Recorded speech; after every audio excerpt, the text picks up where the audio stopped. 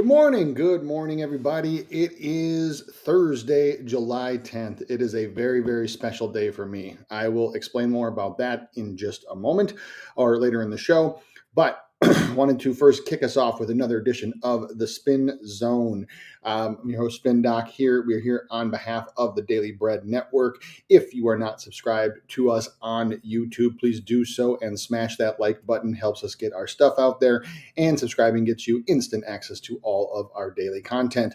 Please also, if you're not already, follow me at Spin Doc Sports on X, like the video, etc., etc. So, like I said,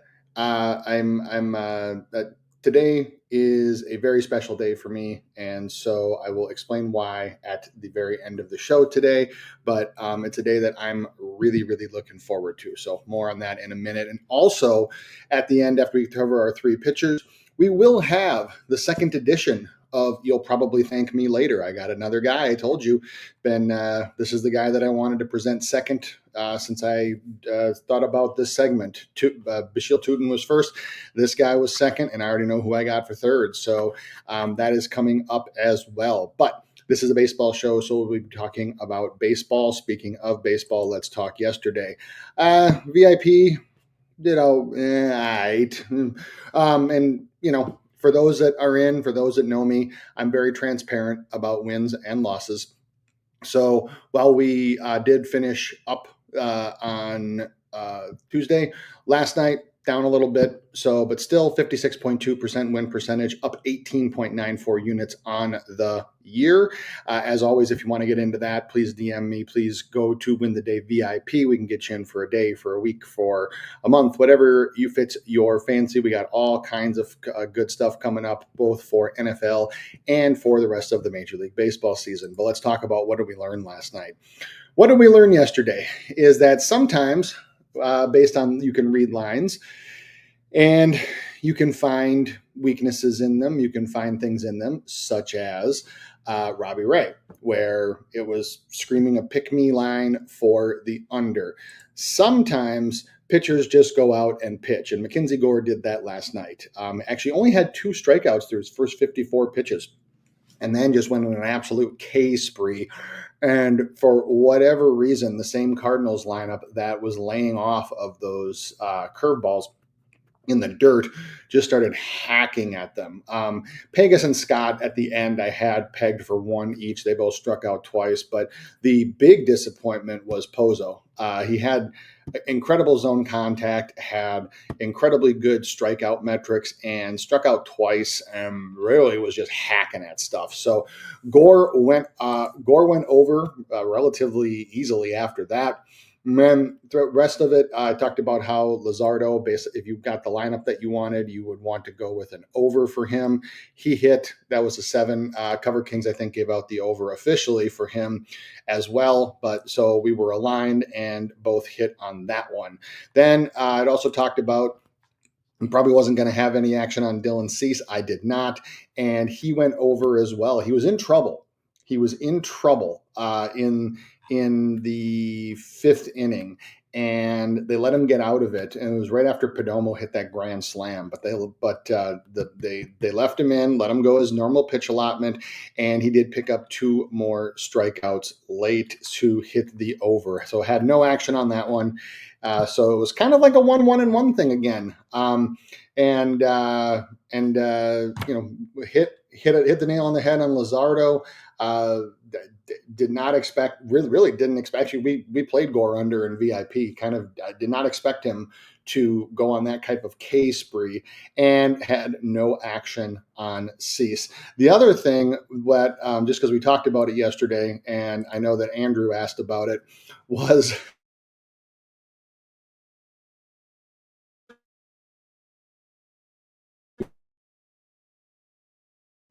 his last few.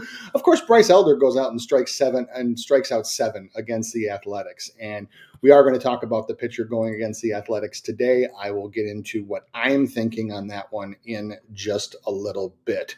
Elsewhere,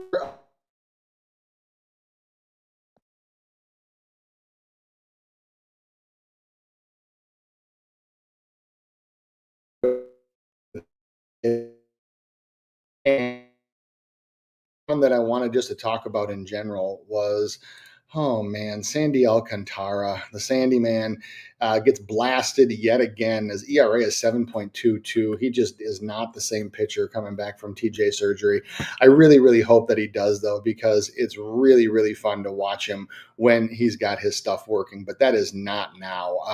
Only 4 strikeouts. I was nowhere near an Alcantara prop, and the only thing I would ever play on him these days would be an under. But not only is he not striking guys out, he's just not that same guy. He has almost no swing and miss potential. And the other thing, I talked about this with the Marlins, about how with Yuri Perez and with a few other guys, with Cabrera, a few other guys, Marlins manager McCullough is sometimes very, very quick to pull them, whereas he will just leave Alcantara out there to die, and that's exactly what he did. 9 hits, 6 earned runs, 2 walks, a homer, and let him go 108 pitches. So, what I take away from this is a couple things. Number one is that Alcantara, you just can't go over on strikeouts for him. He's just, if you can't get the Reds to miss, especially with the lineup that the Reds had in yesterday, you're not going to, because he pinch hit late, but Espinal wasn't in, and then you had McLean in the 2-hole, you had Stevenson, Benson. I mean, all these guys are potential strikeout candidates, and so Sandy Alcantara just, man, I hope he gets it together at some point, but it looks like he's still got a ways to go. So, all right, that will do it for the business, for the pre-pitcher business. We'll cover 3 pitchers. If there's anybody else you want to talk about, please feel free to put it in the chat. And then, as I said, we also do have, you'll probably thank me later for another fantasy football potential asset. And I have a very special message and announcement at the very, very end. So I want to just a couple of shout outs in the chat here. Luke Murphy, thank you so much. New York Times bestselling author, Luke Murphy. Thank you, and good morning to you. Thank you, my friend. Appreciate you as always. And Tukey reposted the stream. Thank you, my friend. Appreciate that as well. All right, 3 pitchers to get to. Let's get to them. First guy is Nick Lodolo. The Reds lefty is striking guys out at a 22% clip, walking guys at a 5.2% clip. He gets the Marlins at 5:10 p.m. and Eastern time, with a line that is pretty well evenly juiced everywhere on the over and on the under. All right. So the thing with Lodolo is that he does generate a good or a decent amount of chase. And that was the key to his last prop that I remember. If you listened on Saturday when Sharpie and I were on, you did listen. What you heard was us both talking about the over. We both played the over. We both hit the over. And one of the reasons for that was there were 6 of 9 guys in that lineup that chased, and only less than half of those made chase contact above league average. Lodolo, even though he throws about 2% over league average in the zone, he doesn't make guys miss when he does. His average zone contact is about 1.3% above league average. Where Lodolo gets his strikeouts is when he gets guys to chase. And this is pretty indicative of a guy, kind of like a Jack Flaherty, who doesn't have an overpowering fastball, but does have good breaking stuff and can make you miss when you chase, because he does generate a 32.3% chase rate. So I'm looking for chase, and what I'm looking for is lack of chase contact, but more specifically, just if you chase against this guy. Reason being is his curveball, which is not your traditional 12-6 curve. What his curve actually does, because Lodolo works the diagonal sides of our clock, so he doesn't go up and down. His 4-seamer and his sinker and his changeup run in the 9 to 11 range over here, and his curve has a big sweeping snap that runs in the 3 to 5 range going that way. So the curveball does generate a 38.3% whiff rate. And so what we're looking for is we are looking for guys who are going to chase it, and we're looking for guys who don't make contact when they do. So we go and we look at the Marlins lineup as it stands right now, which they are projected to go analytical and go 9 righties. And so if they do that, if they do that, and we are taking, just go 3 by 3, we have Edwards, Ramirez, and Lopez.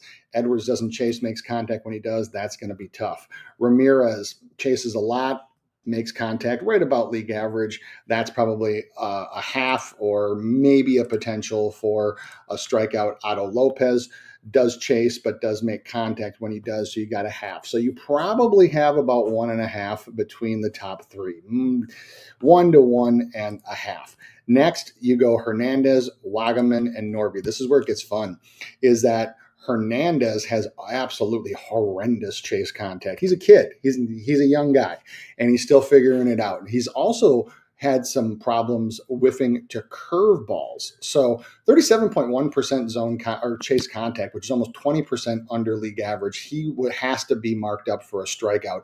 Wagaman, same exact thing. Only less than 50% chase contact. He's got to be a potential for a strikeout as well. And Norby is always the potential for a strikeout because he does chase quite a bit and makes contact 11% under league average. So you got 3 potential strikeouts right there. Let's just even say you get 1 between the top 3. Now you're at 4, maybe 4.5. You go down and you got Myers, Fortes, and Hill. Fortes is a guy I would prefer not to see in the lineup because he is ultra high contact and ultra high chase contact. However, Myers and Hill, Myers is about average on both, and Hill chases a ton and doesn't make contact when he does. So between all of this, I'm coming up with 6. I'm coming up with 6 if this is the projected lineup that they run. The guys that you're not going to want to see in the lineup, if you do want the over, you would very much prefer not to have Fortes in. I mean, you don't want Xavier Edwards in, but that's probably not going to happen just because he's their regular everyday leadoff hitter. But Fortes is a guy who, if he is not in, will greatly help the over cause. I think if we get this projected lineup, I think Lodolo can hit it without, just because you do have right now 6 of 9 guys that are under league average in chase contact and 6 of 9 guys who do chase. This is set up very, very similar to how the Phillies lineup was. And this is set up exactly how, very, very similar to how the Phillies lineup was, where Lodolo torched them for 8. You look at past history, there's not a whole lot to go off of here for Lodolo. He's gotten Sanchez 2 out of 8 times, and he's gotten Hill 1 out of 2. He has gotten Edwards 3 out of 8 times. So it's not like totally hopeless. He's gotten Norby 2 out of 3 times he's faced him. So there's more than enough. I mean, even the limited past history with some of the metrics I talked about, this is a very clear look on the over. Wait to see what the lineup they go with. Make sure the guys that you want in, if you're going to go with the over, you want Hernandez, you want Wagaman, you want Norby, and you probably would prefer Hill. The only guys that you don't really want, Edwards, even though you're still going to get him, and Fortes. If Fortes is out, this becomes an almost, and we get the rest of the projected lineup, it becomes an almost must play on the over. So over, or nothing for me for Mr. Lodolo. We got a couple, or I see Berg in the comments. Oh, for the early game, a poverty line. I told Berg's my witness. Did I not tell you? I said it an hour and a half ago. I said we're probably going to get a poverty lineup in game 1 of the Orioles-Mets, and I haven't looked at it. Actually, okay. So here's some live capping for you. I got it right now. Oh my God, that lineup is horrendous.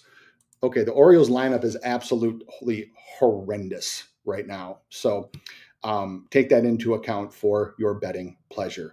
And because somebody had asked me about why David Peterson was a 5.5 when he was a 4.5 yesterday. And I said, it's probably the same reason why.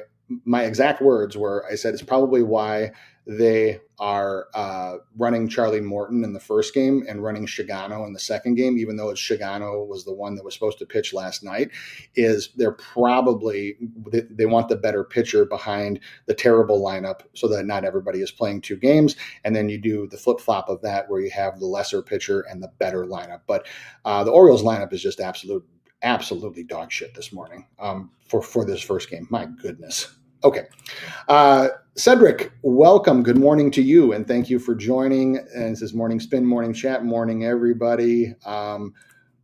Thanks, Berg. I can't get over how bad that Orioles lineup is. Holiday, Westberg, Laureano, O'Neill, Urias, Kauser, Vasquez, Mayo, and Stallings. My Lord. Welcome in, M. Knight. Thank you, my friend. Appreciate you. Appreciate the comment. And let's move on. Let's move on to Taj Bradley. Taj Bradley, the disappointing Taj Bradley, actually. The righty striking guys out at 20.3%, walking guys at 8.9%. He gets the Red Sox tonight at 7:10. And we have a little bit of a discrepancy. We have a few guys, or we have a few books that are hanging a 5.5 with heavy juice on the under, or heavy juice on the over 4.5. So, man, Taj has been a big disappointment this year, not making guys miss. He has only had 5 strikeouts in 2 of his last 6 starts ever since June 7th in Miami. I mean, 2-5, 2-4, 2-5, just bleh. So now, before we go and say, okay, well, the matchup is good, so let's go smash that over. We have a few things to consider here. So the first thing you have to know with Taj is that he is allowing a lot of zone contact and throwing a lot in the zone as well. It's when guys chase that they miss. His chase contact allowed is still 3.3% under league, or almost 3% under league average. So you have to look at chase again for this lineup and for Taj. So in this projected Red Sox lineup, which as of right now is 6 lefties and 3 righties. So we're looking for chase and we're looking for chase contact. So we'll go 3-3-3 again. We got Duran, Anthony, and Toro. We have Duran chases a lot, doesn't make contact. He's a potential strikeout candidate. Anthony doesn't chase practically at all.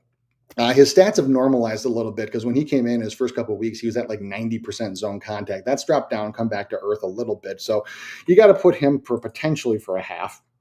And Toro has stellar contact across the board. So between these first 3 guys, I probably have 1, maybe 1.5 going down. And Narvaez, Abreu, and Story. Narvaez chases above league average, doesn't make contact, so he's a potential strikeout candidate. Then Abreu chases above league average, makes contact at league average. That's probably a half. And Story, you have chases a ton, doesn't make contact when he does. So that's another one. So we're probably at about 3.5 right now. Mayer, Hamilton, and Rafaela to close it out. Mayer doesn't make contact at all when he chases. His chase contact has been bad, and actually his overall whiff percentage to breaking balls has been poor too lately. So you got to put him up for a potential 1. Hamilton and Rafaela to close it out.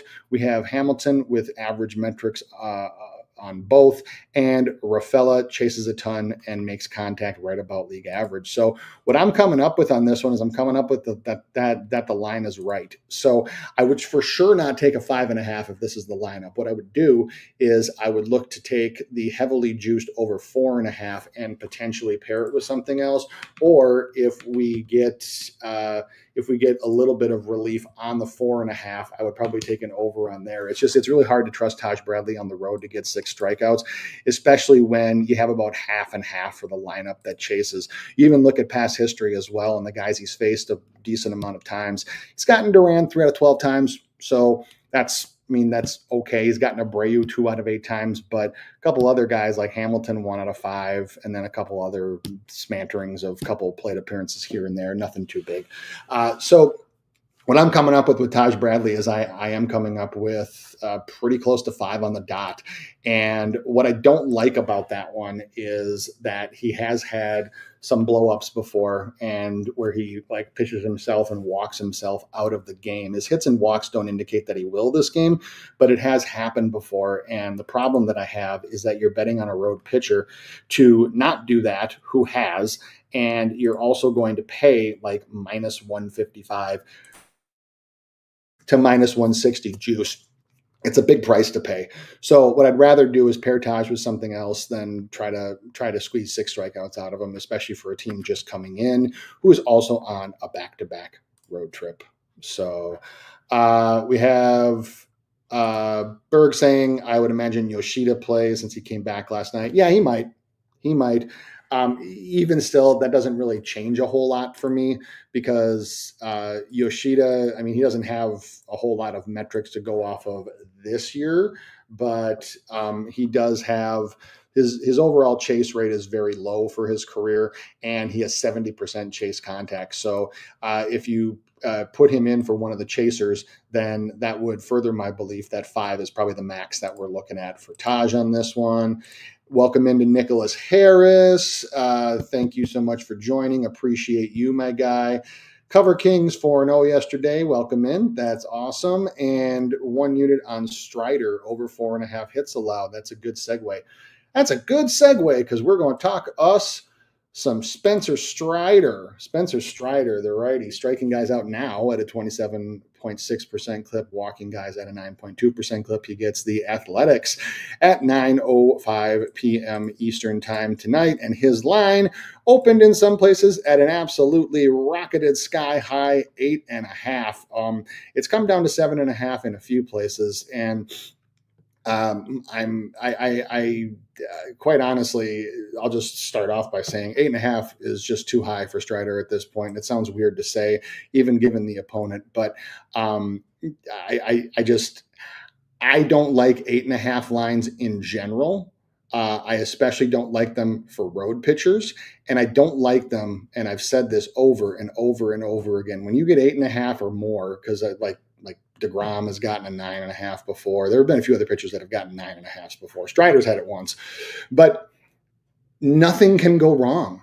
Like literally nothing can go wrong. Like the guy can't have a blister on his hand. He can't have an inning where he gets frustrated or where guys just happen to make contact. Or maybe he pegs a guy and then it messes with him, and it just literally nothing can go wrong. So if you're going to bet on an 8.5 line like that on the over, I would much rather do it for a pitcher who's at home, and I would only do it at extreme plus money. Right now, plus 120. I'm sorry, that's not enough for me. That's just not enough for me. So I'm looking at something else to do with Spencer Strider. I know Cover Kings posted the hits allowed. I think that you could get some value with that. But let's talk about strikeouts. And let's talk about is that can you take an under on Spencer Strider against the Athletics? And my short answer to that is yes, you can. Now, I'll qualify that. Should you will depend on the lineup, because right now we do have 3 lefties and 6 righties. So with Strider this year, it's his numbers have normalized, but with Strider, it's always his four-seam fastball. I've said this over and over and over again. When you're a guy that only throws 2 pitches, four-seamer and a slider, is that, and his slider is only generating an 18.4% whiff percentage. It's only averaging still 95.6 miles an hour. There have still only been a few times where he's gotten it up to 98, 99. So what you need if you're going to run a prop for Strider to go over is you're going to need guys who chase. You see a theme here today. That was purposeful. You're going to need guys to chase, and you're going to need guys to not make chase contact, because Strider does generate a 1.2% above league average chase rate, and his chase contact is absolutely absurd, as it always is. His 17% under league average. And that's especially true if you're only going to be throwing 95 to 97, and I say only because for Strider it is only. I mean, think about that's like if Tarek Skubal threw a 96 mile an hour fastball. Some pitchers you'd be like, oh, that's not bad. Tarek Skubal, would be like, what's wrong with him?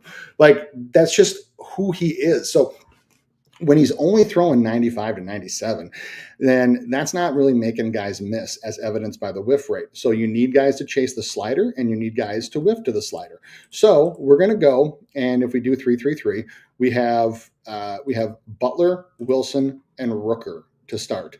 And Butler chases league average, doesn't make contact when he does. I'm sure he'll strike out once. Wilson, I'm assuming he'll be back in after he got pegged by Fuentes the other night. I think it was back in last night anyway. But he chases at a reasonable rate, but he is also one of the highest chase contact guys in Major League Baseball. Some of the only people that are higher are like Mookie Betts and Luis Ariz. Wilson is outstanding at that, so you can't put him down for more than a half. Rooker, I'm sure, will strike out because he doesn't chase as much, but his chase contact is 13% under league average. Kurtz, Langoliers, and Andujar. If they run Andujar, you can't put him down for any more than a half because his zone contact is in the 90s. He chases just above league average, but chase contact is 10% above and also does not have a very high whiff percentage to a slider. In fact, only 25% with a league average of 33.3. And over the last 2 years combined, only 22.5. So Andujar is a guy that is set up to not strike out against Spencer Strider. Then you have Kurtz and Langoliers. I always just put Kurtz up for one. Still a kid, still learning, and has chase contact 13% under league average. And Shea Langoliers is pretty much average on both. You can probably put him for a 0.5 to 0.75, maybe a strikeout. So right now we're through Andujar, and we're at like 4.5. I would even say 5 max if he's going to get one of these guys twice, which he could get Rooker twice, he could get Kurtz twice. So now, if you want to go on an 8.5, and you're only at 4 or 5, you need 4 strikeouts from the bottom 3. I mean, is that realistic? Not to me, especially when you got Soderstrom, who's average, slightly below average chase contact, and has a decent whiff percentage to a slider, so you got to put him up for 1. Zach Geloff is next, doesn't chase that much to begin with, but doesn't make contact when he does, so that's probably 1. And Clark is in the same boat, so you got to put him up for 1. So that's 3. So I got 1 each from Soderstrom, Geloff, and Clark. I got 1 from Kurtz. I got potentially 1 from Langolier. And I got 1 from Rooker and 1 from Butler. That's 6 or 7. And then what you need is you would need him to hit that number. You would need him to strike out multiple guys multiple times, which hasn't happened very much lately. Or what you would need is you would need him to get Wilson or Andujar, which the numbers say doesn't happen. So I would not blame you at all if you just threw Spencer Strider on the dock. I would not blame you at all if you didn't play the strikeouts at all. What I'm telling you is that for a guy on the road to hit an 8.5 or even a 7.5 at super high juice like that, like if you're paying like minus 150, minus 155 for a guy to get 8 strikeouts on the road, if they run this projected lineup, like literally nothing can go wrong. So you're putting a lot of risk and a lot of risk behind the juice for a marginal reward. So that's where I land with Mr. Spencer Strider. Cover King says, I tried messing with his outs and K combo, but couldn't get there. I believe it's the best way to play him. I wouldn't blame you at all. Yeah, I hear you. I would not blame anybody if they want to just leave the strikeouts alone. The line is set where it's kind of like, maybe we just stay away. And says, Cover King saying, I don't normally look at these splits, but he's terrible at night pitching this year, plus he's on the road. Yeah, huge number and road pitcher to me just, man, it's hard for me. It's hard for me because nothing can go wrong. And if one thing goes wrong, even like early, and he has like a 22 pitch, no strikeout inning, or even like 25, 27 pitch, 1 strikeout inning, whatever the case might be, like you're playing catch up the whole game. And then you start looking at, do I take a lower number and chase it? It's 1,000 miles of bad road. So I wouldn't blame you if you just leave Spencer Strider alone. All right. Before we get to, you'll probably thank me later, Kid Keon does have National Brian Woo for you Ric Flair fans out there. Yep.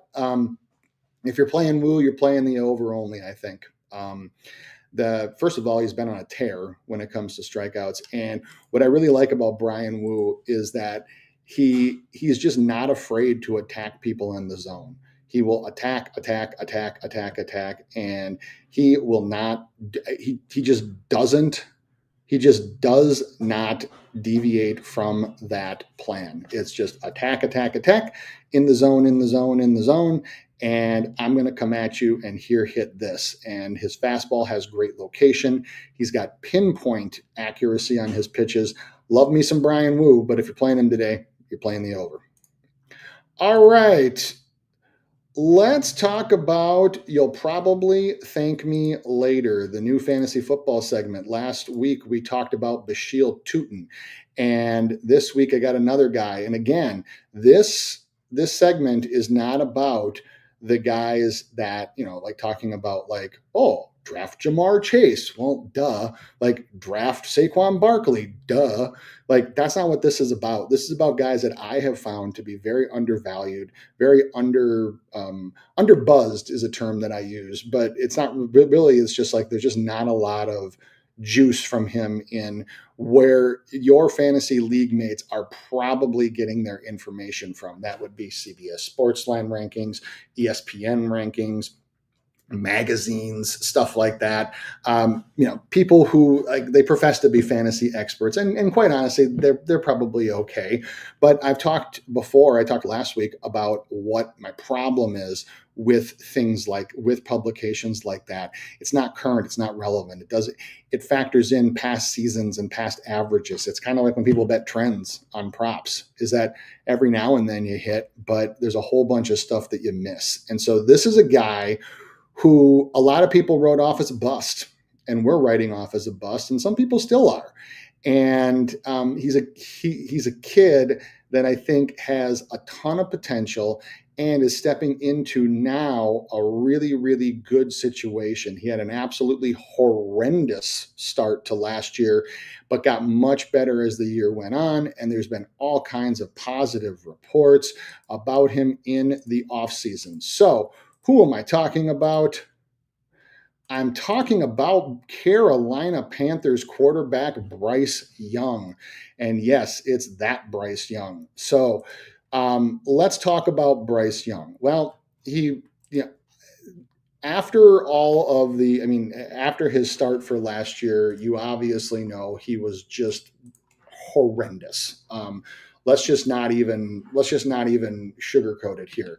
Bryce Young was horrendous last year, and he did get benched for Andy Dalton. A lot of people at that point, everybody is so quick to call, oh, it's bust. He's going to be out of the league. He's going to, he's going to be in the UFL or the XFL or the whatever other FL.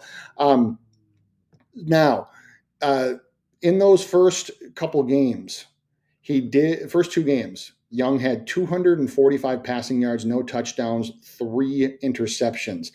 Andy Dalton took over for the next 5 games. After coming back, 210 passing yards a game, 1.5 passing touchdowns, 0.5 every other game. He got a rushing touchdown and under 1 interception a game. That ranked right about in the top half of quarterbacks in fantasy. So for him to come back after being that far down and literally benched for Andy frickin' Dalton is pretty good. Now, the other thing that's helping Young is that we are in year 2, or he's in year 2 of Dave Canales' offense. And I know something about Dave Canales because he was our offensive coordinator for a year. And Baker Mayfield did have some struggles in the early parts of his season working with Canales. And the reason why is because Canales' offense is not very easy to learn. It's very complex. There's a lot of checking and audibling at the line. There's a lot of in-the-moment reads. And Canales had even admitted that, if Baker Mayfield, who was like a steeled veteran at that time, had trouble with that, then what would you expect a kid like Bryce Young is going to have? He had a lot of trouble making those reads, a lot of trouble making those in-the-moment decisions because the game was moving too fast for him. And remember, this was his very first year. He had like 2 months to work with Canales. Now he's had a whole season and a whole off season.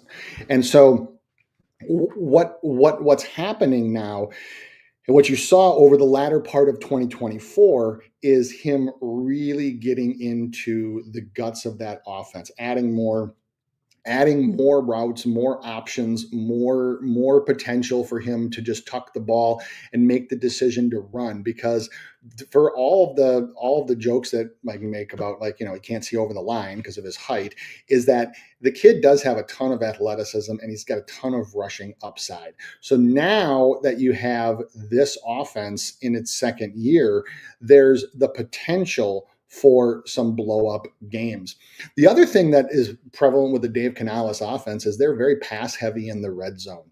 And that was even with a capable running back with Chuba Hubbard. And so you this is what you want, because you have Young's rushing upside, and you also have a team that last year was fourth in red zone pass rate and fifth in red zone pass rate over expected. And so what the over expected means is that when you take their overall play calling across the entire gamut and compare run to pass, then it comes up with, and there's a formula that comes up with an expected rate of pass and of run in the red zone. And the Panthers bucked the trend and were fifth over expected, which what that even tells me is last year Canales trusted this kid with throwing the ball in the red zone. Now, I love Tet McMillan. If you haven't watched him, go watch some film on him from Arizona, because this kid can fly. This kid can fly. And last year, that is what they didn't really have. You have Adam Thielen, who is more of a possession receiver. You have Xavier Legette, who's more of an over the middle guy. Tet McMillan can absolutely fly and can take though, and can, what he can really do is take linebackers off or take secondary guys off to drop back in coverage, which then can help Young get more rollouts for scrambles and for yards. The other thing that they have is their offensive line ranked 15th last year in PFF's overall offensive line grades. They return all 5 starters, and they get 2 others back from injury. So this is a unit, and this is an overall offense that's really got all of the guys working together for the second straight year. And then last but not least is I follow OTAs and I follow off-season workouts. I don't put massive stock in it, but I do look at it because it is a window into what training camp will look like, which is a window into what the season will look like. And Canales and the offensive coordinators and staff have been raving about Bryce Young. The one thing that they said, which you never heard last year, and this was something that he said about Baker too, right before Baker started to rise and go off, was he said he has now complete mastery of our offense. What that means is those in the moment reads, those different audibles and things like that. The complexity of the offense, the game is slowed down to him.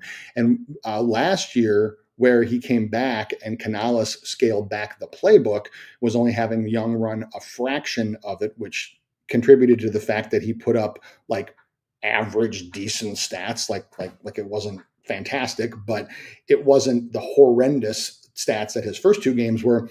Now he's in a spot where the whole playbook is open, and Young and Canales and the offensive staff have talked about they want to add more. They want to add more reverses, more misdirections. They want to do things to get the defense going one way, to take advantage of his rushing ability and his ability to throw on the run. So am I saying that Bryce Young should be one of your top quarterbacks drafted? No. What I'm saying is the way that I would do this with Bryce Young is I think he pairs perfectly with in leagues that have 3 wide receivers and a flex spot, because you got to fill those spots.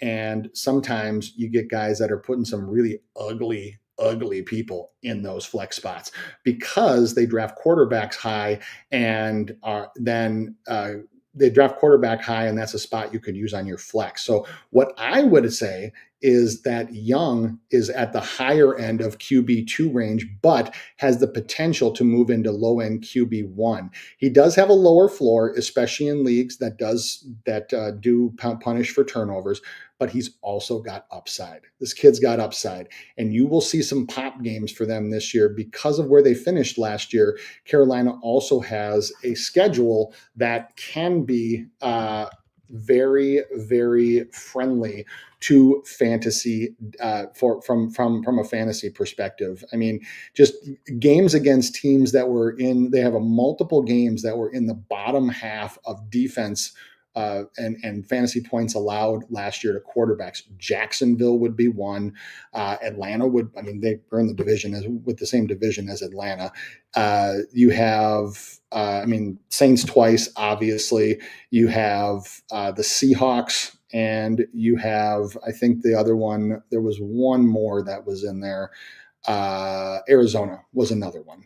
So you have a bunch of games where Young can have ceiling games. And so what I would do in leagues that have three wide receivers and a flex, especially, is I would fill those spots, and then I would take him.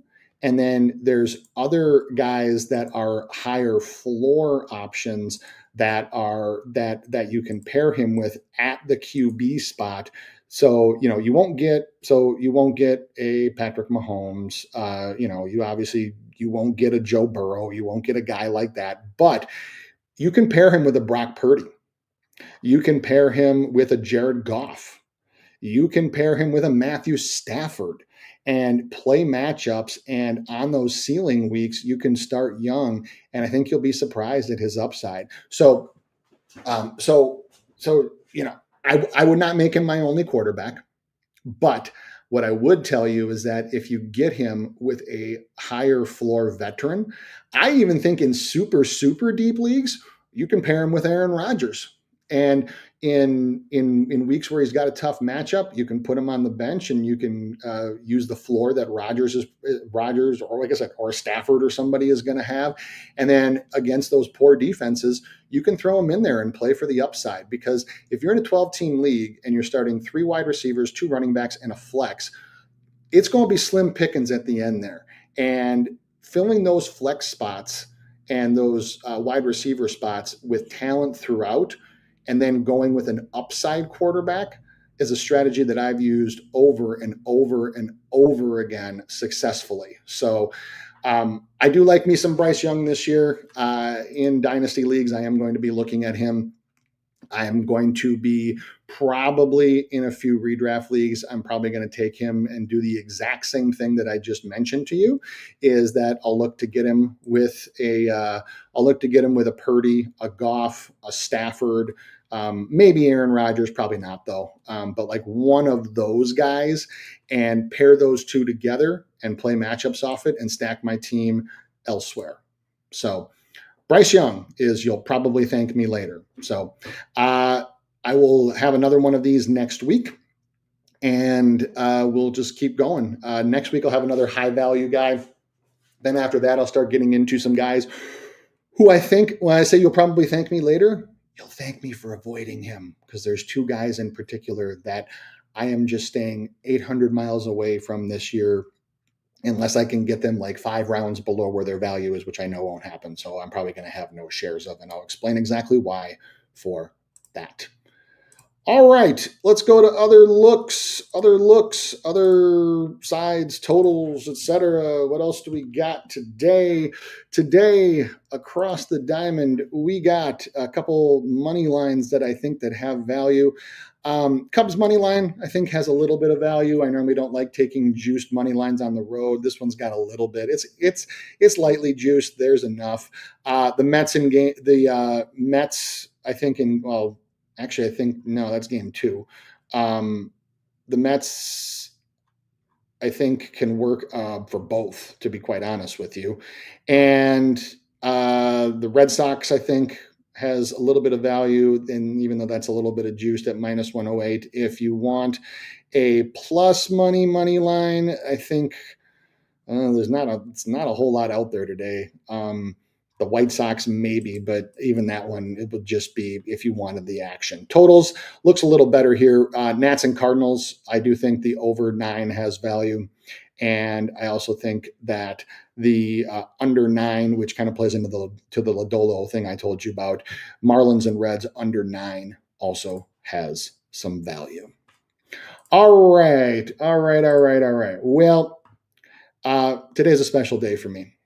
and today is the day that I became a father for the first time. And so I just wanted to take this and just list this right here and preserve it forever to wish my son, my buddy, my guy, a very, very happy birthday.